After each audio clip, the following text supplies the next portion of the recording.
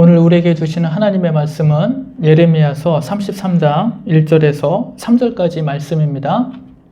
우리 성도님들도 이제 같이 성경책을 찾아봐 주시길 바라겠습니다. 예레미야서 33장 1절에서 3절까지입니다. 제가 봉독해 드리겠습니다. 예레미야가 아직 시대 뜰에 갇혀 있을 때에 여호와의 말씀이 그에게 두 번째로 임하니라. 이르시되 이를 행하시는 여호와, 그것을 만들며 성취하시는 여호와, 그의 이름을 여호와라 하는 이가 이와 같이 이르시도다. 너는 내게 부르짖으라. 내가 내게 응답하겠고 내가 알지 못하는 크고 은밀한 일을 내게 보이리라. 아멘. 오늘도 우리가 영상으로만 하나님 앞에 같이 예배를 드리게 되었습니다. 이제 9월달서부터 우리가 예레미야서 말씀을 우리 성도님들과 같이 나누고 있는데요. 지난주까지 나눈 하나님의 말씀은 하나님의 심판은 그 누구도 치료해 줄 수 없고 또 회복시켜 줄 수 없을 정도로 엄중하고, 또 성경의 표현을 빌리면 잔인할 정도로 임하지만은 하나님의 사랑은 그보다 더 크고 놀랍다라는 것을 보았습니다. 그래서 그 모든 상처를 치료해 주시고 끝내는 그 모든 것을 회복시키실 수 있음을 우리가 말씀을 통해서 배우게 되었는데요. 사실 지금 대한민국에 벌어지는 많은 일들이 있습니다. 사회가 혼란스럽고 그런데요.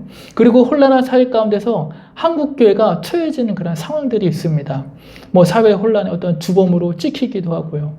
또 그로 인해 가지고 지금 현재도 계속해서 우리가 성도들과 만나서 예배를 드리지 못한 이 모든 상황들, 이것을 놓고 이 시점에서 하나님의 섭리를 완벽히 이해할 수 있는 사람은 아무도 없을 것입니다.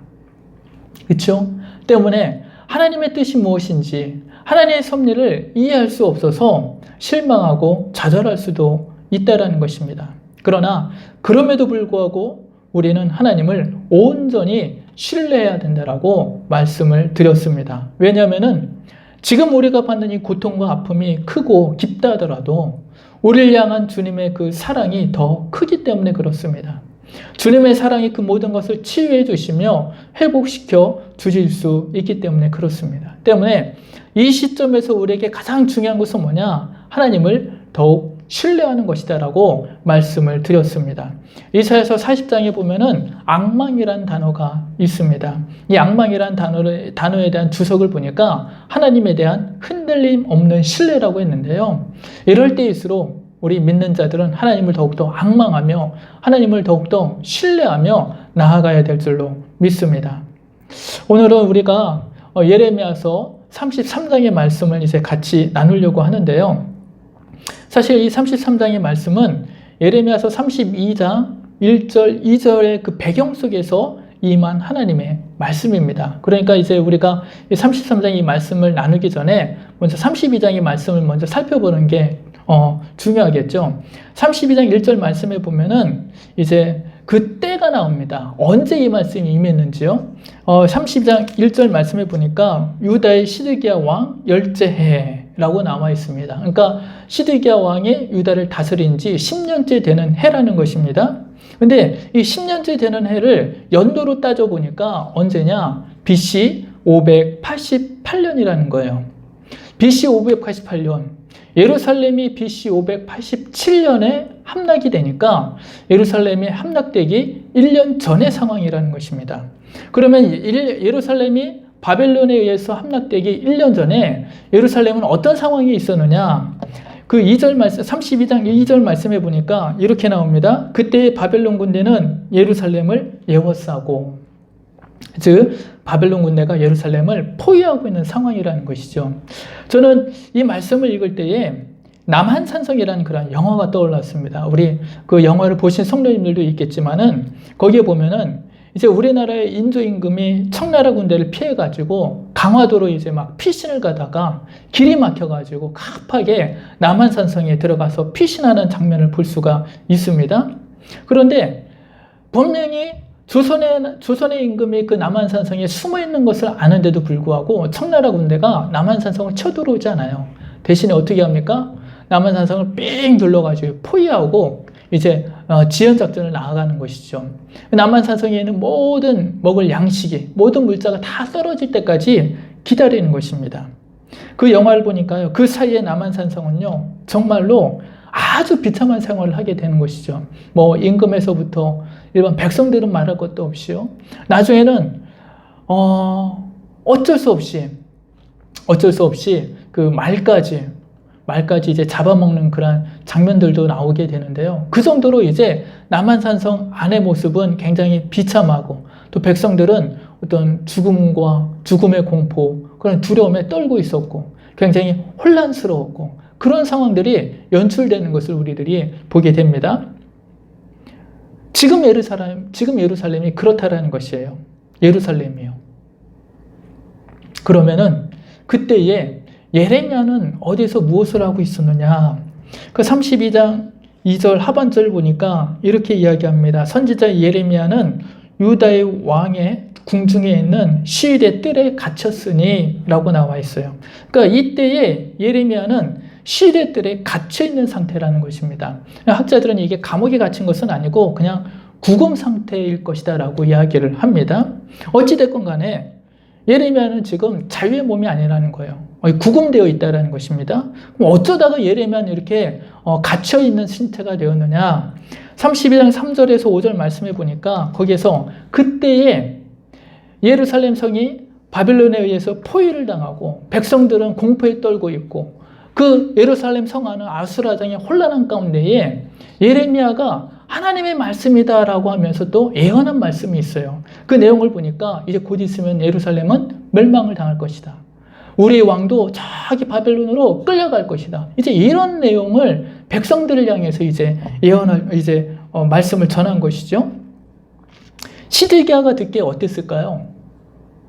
굉장히 불쾌했을 것입니다. 그렇죠? 그러니까 그 32장 5절 마지막에 보면은 유다 왕 시드기야가 이르되 내가 어찌하여 이같이 예언하였느냐 하고 그를 가두었음이었더라 라고 나와 있습니다.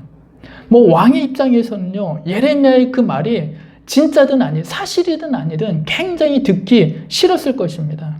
굉장히 불쾌했을 것입니다. 마음에 안 들었을 거예요. 그렇죠? 오히려 시드기야는 예레미야에게 바라는 것이 이럴 때일수록 백성들에게 힘을 주고 용기를 주는 말을 했어야 되는데 그런 말을 했다라는 것입니다. 그러면서 예레미야는 이제 시대들에 갇히는 상태가 되어버리고 말았다라는 것입니다. 그런데요, 우리가 그 이후에 32장의 말씀을 쭉 읽어보면요, 그 이후에 어떤 내용이 나오느냐? 하나님께서 예레미야에게 명령하십니다. 이제 네 사촌 한 명이 찾아올 텐데 그 사촌에게서 내 고향 아나돗의 땅을 구입하라고, 땅을 하나 사라고 그렇게 이제 명령을 내주셔요. 뭐 하나님의 명령이니까 이제 예레미야가 그 명령에 순종해서 땅을 구입합니다. 그러고 나서 이제 하나님께 예레미야가 기도하는 장면이 나옵니다. 32장 25절 말씀해 보니까 예레미야가 이렇게 기도를 해요. 주 여호와여, 주께서 내게 은으로 밭을 사며 증인을 세우라 하셨으나 이 성은 갈대아인의 손에 넘기신 바 되었나이다 라고 이제 기도를 하는 장면이 있습니다. 이 말의 뜻이 뭐예요? 하나님의 그 명령이 이해가 안 간다는 뜻이죠. 그렇죠? 이제 곧 있으면 예루살렘이 멸망당할 것인데 왜 이때에 땅을 사라는 것이지? 그 땅은 무용지물의 땅이 될 텐데요. 그렇죠? 아무 쓸모없는 땅이 돼버릴 텐데 왜 그 땅을 사라고 하는 것이지? 이해가 안 돼가지고 하나님 앞에 기도하는 장면이 있습니다. 그때에 그 예레미야의 기도에 대한 응답으로 하나님께서 이제 말씀해 주시는 그런 내용이 32장의 내용이에요. 그때 하나님께서 예레미야에게 무슨 말씀을 하시느냐? 이스라엘과 예루살렘이 이제 때가 되면은 회복될 것이다 라고 이제 약속해 주시는 그런 말씀을 하십니다. 근데 이게 예레미야가 시대들에 갇혀 있을 때에 임한 하나님의 첫 번째 말씀이 되는 것입니다. 여기까지가요. 그리고 오늘 두 번째 하나님의 말씀이 이제 하나님께서 임하셔서 말씀하시는 장면이 있습니다. 그런데요, 오늘 우리가 33장 1절에서 33절까지만 읽었지만은 그 뒤에 나와 있는 쭉 33장의 내용을 쭉 읽어보면은요, 사실은 첫 번째 하셨던 그 말씀과 내용은 같아요. 뭐 이스라엘과 유다가 회복될 것이다. 예루살렘도 회복될 것이다. 끌려갔던 사람들도 다시 돌아올 것이다. 내용은 똑같습니다. 근데 첫 번째 임하셨을 때와 오늘 임하셨을 때 이제 그 차이점이 있는데 그건 뭐냐면은 첫 번째는 예레미야의 기도에 대한 응답을 하나님께서 하셨던 말씀이라는 거예요. 먼저 예레미야가 하나님 앞에 나와서 기도해가지고 좀 물어봤다라는 것이죠. 구했다라는 것이죠. 근데 오늘은 뭐냐? 하나님이 먼저 예레미야에게 임하셔가지고 부르짖으라고 말씀하고 계셔요. 너는 내게 부르짖으라. 그러면은 내가 크고 은밀한 일을 너에게 보이겠다라고 말씀하고 계십니다. 이렇게 하나님께서 먼저 예레미야에게 찾아오셔가지고 말씀하셨다라는 것은 여기 하나님의 의도가 분명히 있다라는 것이죠. 뭐냐면은 하나님께서 이 이후에 하나님께서 어떤 많은 계획들을 가지고 계시는데 그게 크고 은밀한 일이죠. 많은 계획들을 가지고 계시는데 이 계획이 무엇인지 너희가 알기를 원한다는 거예요. 알기 원하기 때문에 하나님께서 먼저 찾아와가지고 예레미야에게 부르짖으라. 그럼 내가 보여주겠다라고 말씀하시는 겁니다. 그런데 여기에서 한 가지 우리가 기억해야 될 것이 뭐냐? 지금 예레미야는 자유의 몸이 아니라는 거예요. 물론 구금 상태이기 때문에 어느 정도 사람들을 만날 수는 있지만 그래도 하나님의 뜻대로 이 하나님의 계획을 앞으로의 그 하실 일들을 사람들이 알기를 원한다면은 예레미야가 아니라 다른 사람이 더 낫지 않겠느냐라는 거예요. 그렇죠? 구금되어 있어가지고 마음대로 활동할 수 없는 그 예레미야가 아니라 다른 사람들에게 전하셔가지고 다른 사람이 전하는 게 더 낫지 않겠느냐라는 것입니다. 분명히 이때 당시에도 많은 제사장들이 있었을 때고 예언자들이 있었을 때고요. 또 하나님을 믿는 수많은 유다 백성들이 있었을 텐데 그들에게 알려주시는 게 더 낫지 않았겠냐라는 것입니다. 그런데 굳이 예레미야에게 찾아오셔가지고 예레미야를 붙들고 당신의 크고 은밀한 일을 알려주시려고 하셨던 것일까라는 것이에요. 저는 사실은 이 장면을 묵상을 하면서 작년에 그 다니엘 기도회 때죠. 이맘때네요. 작년에 다니엘 기도회 때 그 한 목사님의 그 메시지가 떠올랐습니다. 그 목사님이 굉장히 유명한 목사님이신데 하여튼 이름은 기억이 나질 않아요. 근데 그 목사님이 그때에 무슨 말씀을 하셨느냐면은 사무엘 이야기를 하셨어요. 사무엘상 3장에 보면은 어린 사무엘이 이제 하나님의 부름을 받는 장면이 나옵니다. 그 한밤중에 3번이나 깨어나가지고 하는 그런 장면들이 있잖아요. 그런데 그 어린 사무엘이 하나님의 그 부름을 받고 그 자리에서 하나님의 크고 은밀한 계획들을 듣는 장면이 나옵니다. 근데 그때 그 목사님이 이런 말씀을 하시더라고요. 왜 사무엘을 부르셨을까라는 거예요. 왜 사무엘을 부르셨을까? 그 어린아이를 왜 부르셨을까라는 것입니다. 분명히 그 옆에는 엘리 제사장이 있고 그때 당시에요. 하나님의 말씀을 들을 만한 사람들이 있었다라는 거예요. 엘리 제사장도 있고요. 엘리의 아들들도 그때 제사장 직분을 감당을 했었고요. 그리고 그 제사장들을 도와서 성막일을 돕는 많은 레인들도 있었을 텐데 왜 그 수많은 사람들을 제쳐두고 왜 어린 사무엘을 붙들고 하나님께서 말씀하셨느냐라는 것입니다. 그때 그 목사님께서 하셨던 말씀이 그게 바로 그때 당시 영적 상황이라는 것이에요. 사무엘상 3장 1절 말씀에 보니까 이때는 여호와의 말씀이 희귀하여 이상이 흔히 보이지 않았더라 라고 나와 있습니다. 이 말은 뭐예요? 하나님과의 영적 교류가 거의 이루어지지 않고 있었다는 것입니다. 제사장으로 있지만은 성막일을 돕는 수많은 사람들이 있고 제사를 드리긴 했지만은 하나님과 실질적인 교류가 없었다라는, 교통이 없었다라는 것입니다. 그만큼 영적으로 어둡고 암울한 상황이었다라는 것이죠. 그러니까 하나님께서 당신의 계획을 좀 알려야겠는데 말할 사람이 없는 거예요. 엘리 제사장도 안 돼요. 그의 아들들은 더더욱 악해서 안 돼요. 다른 사람도 안 돼요. 그러니까 어린 사무엘을 그 밤중에 찾아오셔가지고 붙드시고 말씀하셨다라는 것입니다.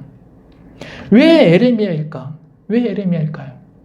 시일의 뜰에 갇혀서 제대로 말씀을 전할 수도 없는 그 사람인데 왜 예레미야일까요?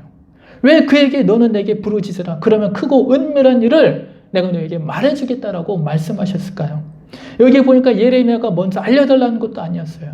하나님께서 찾아오셔가지고 알려주겠다라고 말씀하신 것입니다. 이 상황을 굳이 비유하자면은 이런 경우예요.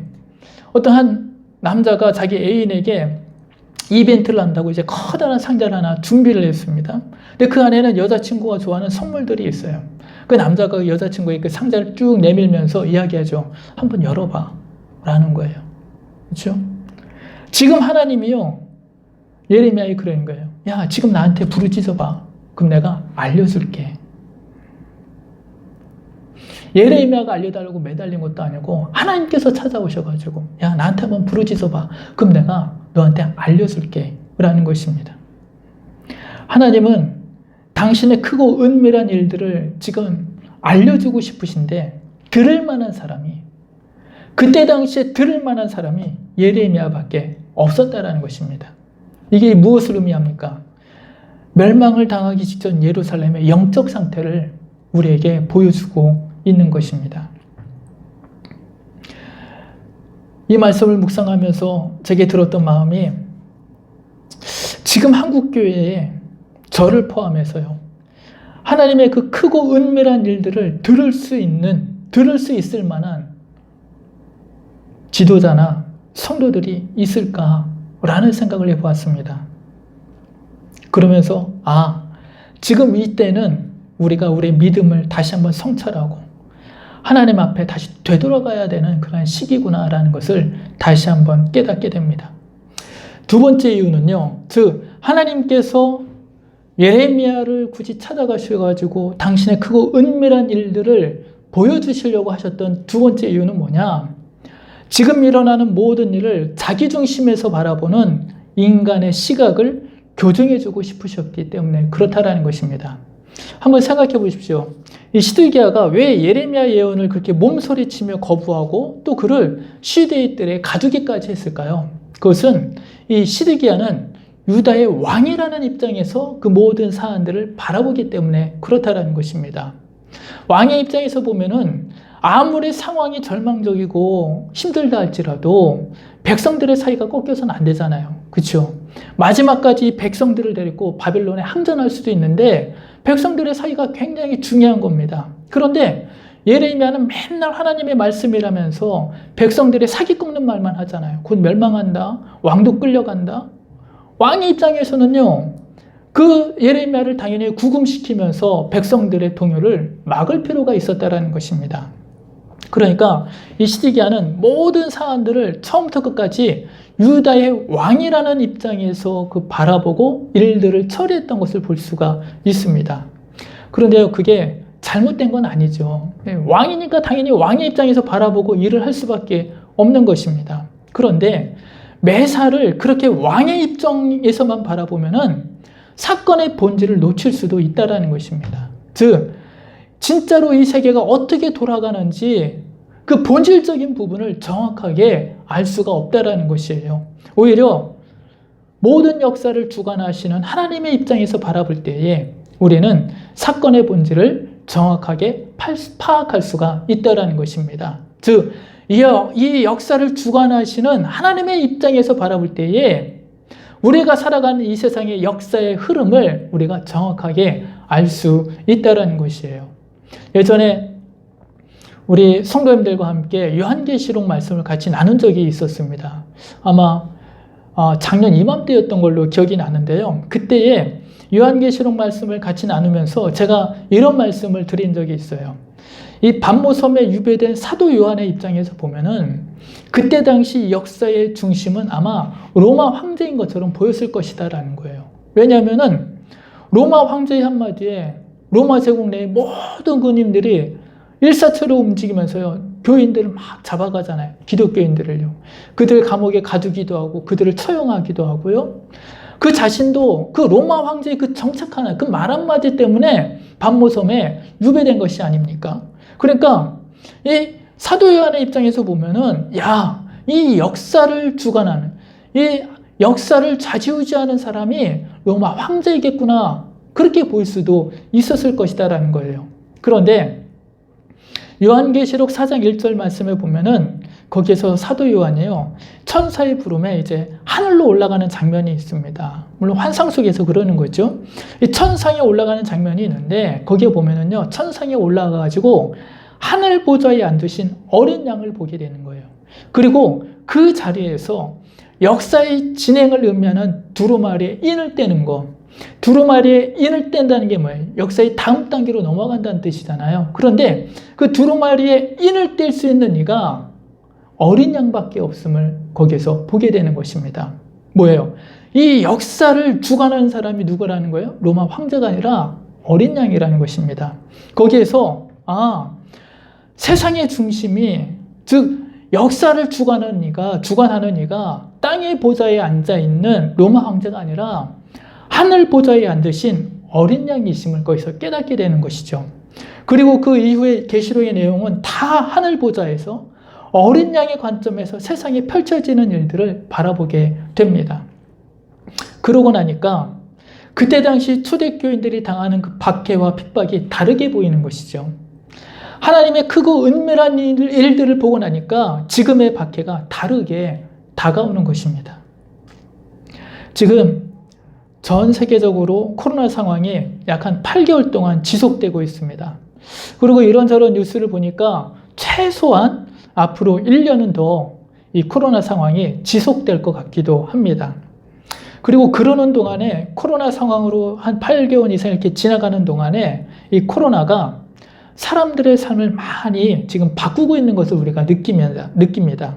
그러면서요, 저마다 자신의 입장에서 이 코로나 상황을 바라보고 있어요. 의사들은 의사대로 의학적 관점에서 이 코로나 상황을 바라보면서 그들은 뭐라고 이야기하느냐? 이 코로나가 진정되어도 전 세계적인 이런 전염병이 앞으로도 계속 나올 거라고. 그러니까 이 코로나 상황이 끝났다고 해서 거의 그치는 것이 아니라 그 다음을 준비해야 된다라고 그렇게 이야기를 합니다. 과학자들은 과학자들 나름대로 과학적으로 이 코로나를 접근을 합니다. 그래서 이 모든 것들은 지구 온난화에 의한 현상이라고 이야기를 하죠. 때문에 코로나 이후에는 온난화에 대한 대비책이 있어야 된다라고도 이야기를 합니다. 경제인들은 어떨까요? 경제인들은요, 또 경제적 입장에서 접근을 해요. 그래서 코로나 이후에 사람들의 경제 활동이 어떻게 바뀌고, 기업 형태가 어떻게 바뀌고, 산업 지형이 어떻게 바뀔 것인지에 대해서 지금도 많이 논의하고 있는 것을 보게 됩니다. 그리고 정치인들은 또 코로나 역시 정치적 계산 속에서 이 사안을 바라보고 있는 것을 우리들이 보게 됩니다. 대표적인 게 아마 미국의 트럼프 대통령이 아닌가 생각을 해요.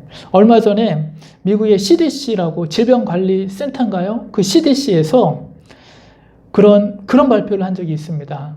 내년 여름까지 우리가 백신을 접종하기가 어려울 것 같다라는 그런 발표를 한 적이 있어요. 근데 바로 뒤이어서 이제 트럼프 대통령이 올 10월에 백신을 배포할 수도 있다라고도 이야기를 합니다. 트럼프가 왜 그런 말을 했을까요? 정치적인 입장에서 이야기하는 거예요. 그렇죠? 11월 달에 미국 대선이 있기 때문에 그렇게 이야기하는 것입니다. 다 자신의 입장에서 이 코로나 상황을 바라보고 있다라는 것이에요. 그런데 이게 잘못은 아니라는 것이죠. 지극히 당연한 현상입니다. 그러면은 여기서 한 가지 우리가 더 생각해야 될 게, 그럼 우리 기독교인들은 이 코로나를 어떻게 바라봐야 할까라는 것입니다. 요즘에요, 한 일주일에 몇 번씩 제 핸드폰에 문자로 이제 세미나 광고가 막 들어와요. 한 2-3개씩.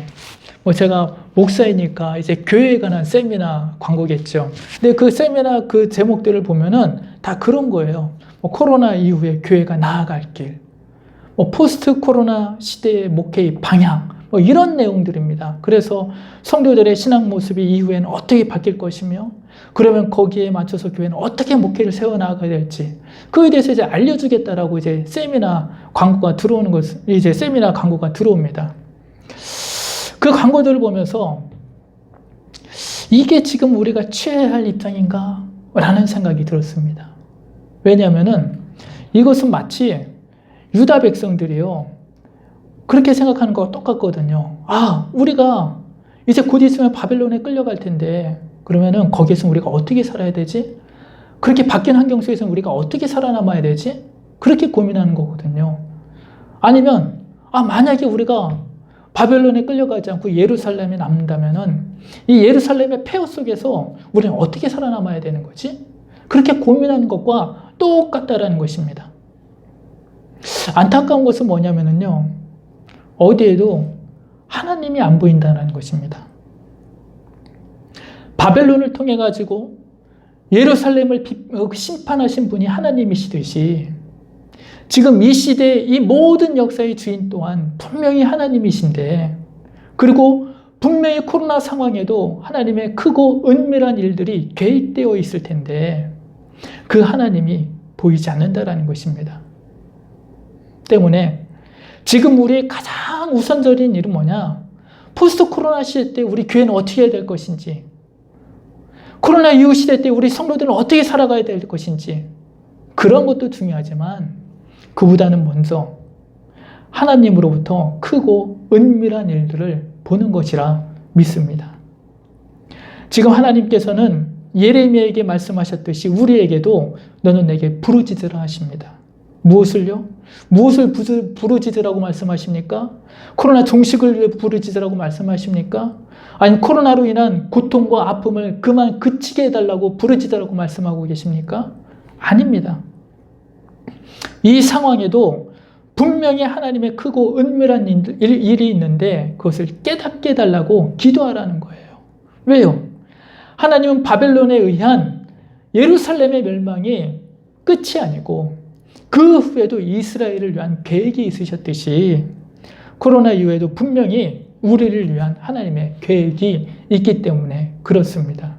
때문에 우리 사랑하는 성도 여러분, 정말로 이 시기에 하나님의 그 크고 은밀한 일들이 무엇인지를 놓고 주님 앞에 간절히 기도하실 수 있는 우리 사랑하는 성도님들 되시기를 주님의 이름으로 축원드리겠습니다. 말씀을 마치겠습니다. 오늘 하나님은 예레미야에게 너는 내게 부르짖으라 하셨습니다. 그러면 내가 내 계획을 알려주겠다라고도 이야기를 하셨습니다. 이것은 역사의 주관자가 당신이심을 지금 말씀하고 계십니다.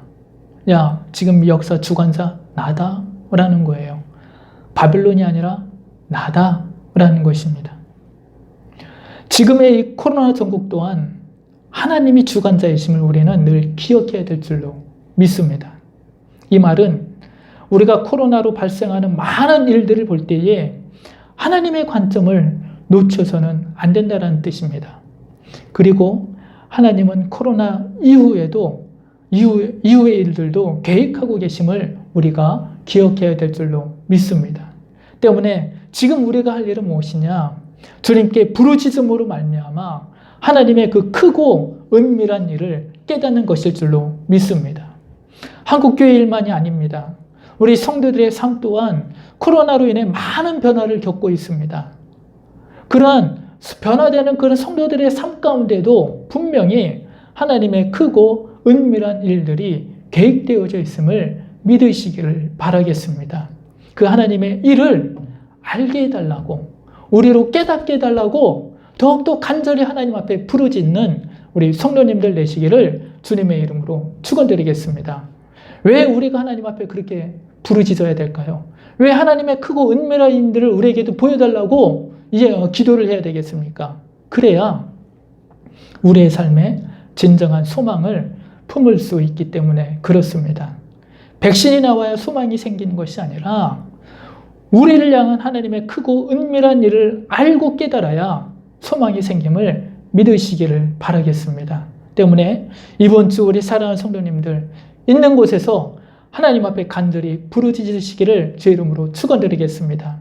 코로나 이후에도 우리를 위한 하나님의 크고 은밀한 일을 깨닫게 해달라고, 그래서 내 인생의 한국교회에 다시 진정한 소망을 품게 해달라고 기도하시는 우리 사랑하는 한뜻교회 성도들 되시기를 주님의 이름으로 축원드리겠습니다. 기도하겠습니다.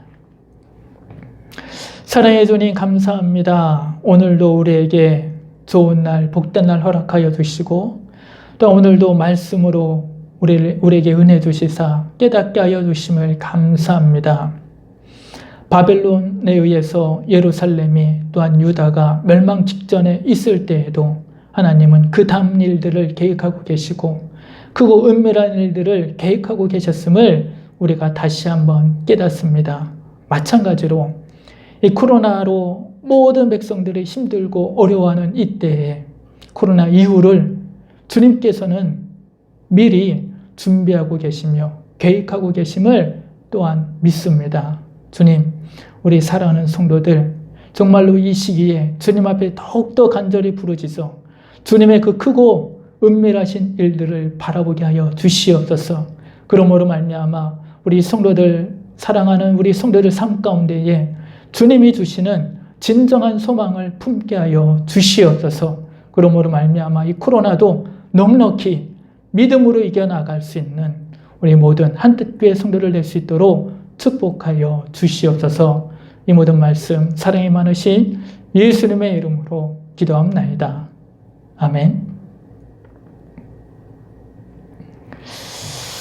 광고 말씀 드리도록 하겠습니다. 당분간 우리가 계속 이렇게 오늘처럼 영상으로 하나님 앞에 예배를 드리도록 하겠습니다. 우리 성도님들 영상으로 예배를 드릴 때 자칫 예배를 드리는 우리의 모습이 흐트러질 수도 있는데요. 영상이지만 그 마음만큼은 그 하나님 앞에 신령과 진정으로 나아가셔서 예배를 드리실 수 있는 우리 성도님들 되시기를 바라겠습니다. 그리고 기도하실 때에 우리 코로나가 빨리 이렇게 진정될 수 있게 해달라고 함께 기도해 주시는 우리 성도님들 되시면 감사하겠습니다. 우리 드린 예물을 위해서 제가 잠깐 기도하겠습니다. 사랑의 주님 감사합니다. 오늘도 우리에게 좋은 날, 복된 날 허락하여 주시고 또 오늘도 우리에게 주의 말씀으로 우리를 깨닫게 하여 주시며 또한 주님의 마음을 알게 하여 주심을 감사합니다. 정말로 주님은 지금도 우리가 당신의 뜻을, 당신의 그 크고 은밀한 일들을 알기를 원하시는 분이심을 다시 한번 보게 됩니다. 우리 사랑하는 성도들, 정말로 주님 앞에 간절히 부르짖어 이 상황 속에서도 우리에게 소망을 주시는 하나님의 그 크신 그리고 은밀한 일들을 바라볼 수 있는 우리 모든 성도를 낼 수 있도록 인도하여 주시옵소서. 또한 이 시간 주님 앞에 마음을 담아 정성을 담아 이 모든 예물들 드립니다.